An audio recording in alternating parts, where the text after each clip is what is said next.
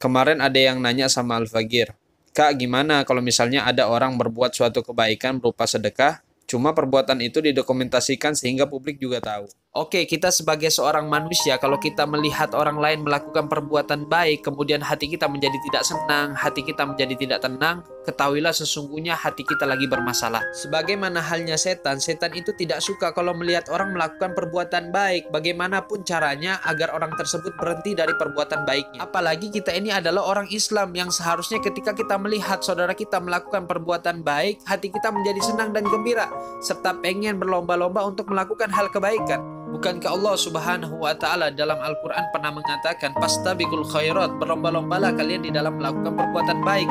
Apalagi kita ini masih di dalam bulan Ramadan, yang mana kalau kita beramal di bulan Ramadan, amal kita dilipat gandakan oleh Allah Subhanahu wa taala. Maka diri kita ini kalau masih belum bisa melakukan suatu perbuatan baik, maka cukuplah bagi kita untuk mendukung dan mendoakan orang yang telah melakukan perbuatan baik tersebut. Jangan sampai kita sudah tidak bisa melakukan hal tersebut, kita malah ikut mengomentari, ikut mengatai bahwasanya orang tersebut tidak ikhlas lah, riak lah, sombong lah, pengen disebut oleh publik lah. Dan juga jangan sampai gara-gara diri kita ini, perbuatan kita, mulut kita yang suka mencaci ini, orang-orang sampai terhalang untuk melakukan hal kebaikan. Karena kenapa? Karena sesungguhnya kita ini tidak tahu isi hati seseorang. Mungkin saja memang dia melakukan hal kebaikan itu semata-mata hanya untuk Allah Subhanahu wa taala dan kita tidak tahu. Terus kenapa sih kita ini tidak suka ketika melihat orang melakukan hal kebaikan?